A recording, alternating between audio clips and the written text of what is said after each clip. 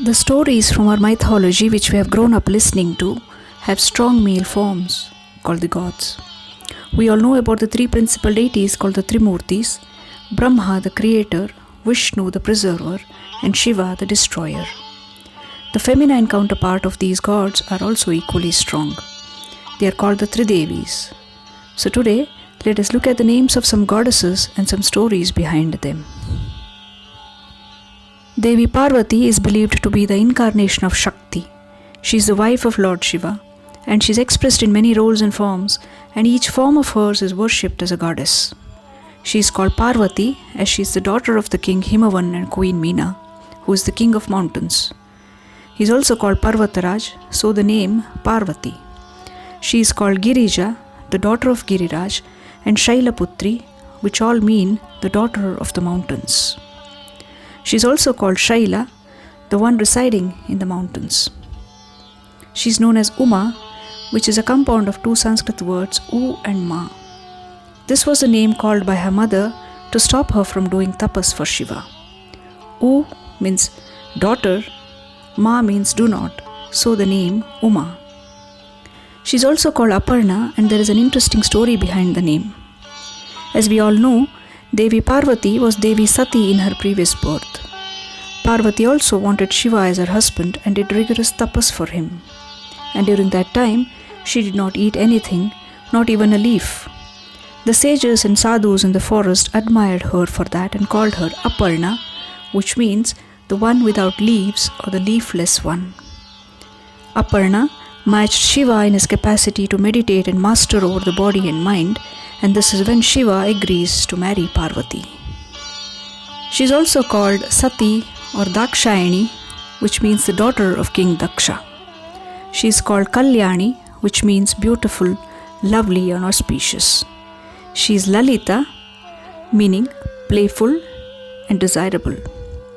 She is called Meenakshi, the one who has eyes like fish. Born to a king in Madurai, she meets Shiva as Sundareshwar in that birth and is famously worshipped in the temples of Madurai as Mother Meenakshi. Shiva and Parvati are the couple who complement each other perfectly. She is called Shivali or Shivani, which means the beloved of Shiva. She is called Parameshwari, the consort of Lord Shiva. She is also Shakti, which means power in Sanskrit, the source of all energies. She is also worshipped as Kali, the dark or the ferocious one. She is called Amba. She is Durga, which means invincible and the most powerful. In this form, she rides a lion and has weapons in her hands. And it is said that Devi Parvati took this form to kill the demon Mahishasura, and so she gets the name Mahishasura Mardhini. These are a few of the many names of the Supreme Goddess, Devi Parvati. Goddess Saraswati, the consort of Brahma, is worshipped as the goddess of learning, wisdom and music. We offer prayers to Goddess Saraswati before any learning. New learnings begin with the Saraswati Vandana. She is depicted as beautifully dressed in white, symbolizing purity. She holds in her hand a book, a mala and veena, which symbolize Vedas, poetry and music. There are many interpretations for the name Saraswati. One of the popular definition is a Sanskrit meaning which means the one who flows. Saras means possessing water and Vati is having. This can also be referred to as the one who sweeps away dirt and ignorance with the flow of water. She is called Brahmi, which means the power of Brahma, as it is believed that she helped Brahma to add order to the world, gave his creation meaning. She is called Vidyadhatri, the one who provides knowledge. She is Veena Vadini, who plays the veena. She is Veena Pani, who carries a veena in her hands. She is Bharati or Vagdevi, the goddess of speech. She is Varneshwari, the goddess of letters. She is called Kaviji Bhagravasini, the one who dwells on the tongues of the poets.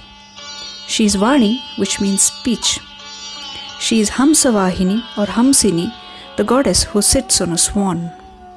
She is Kaladhara, the one who supports all arts. She is also called Sharada, the goddess of literature and art.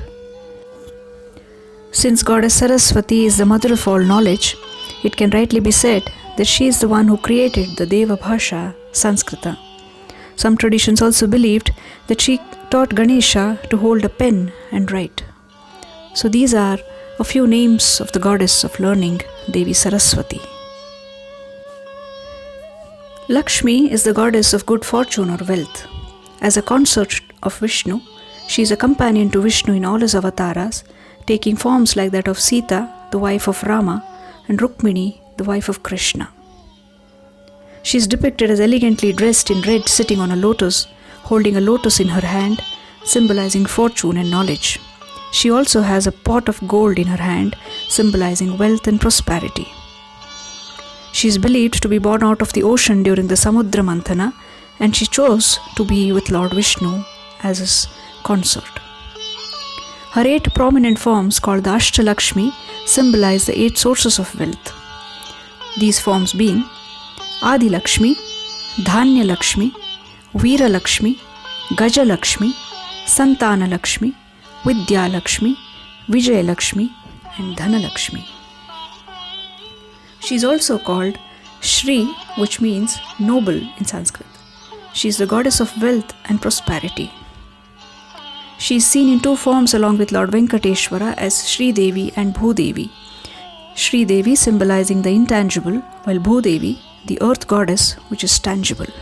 She is called as Haripriya or Harivallabha. She is also called Padmaja or Padmavati, which means the one who is born out of the lotus. As we see, all these 3 feminine powers hold a great significance. Called as the Tridevis, they play an equally important role in the universe. Let us call each one of them by any name, but let us also understand all the different energies in their various forms and worship the different energies in them. I hope you all enjoyed watching this video. If you have learned something new and interesting, like and share our videos. Subscribe to Sanskrita Mitra. This is Sukrita Mulgund. Namaste.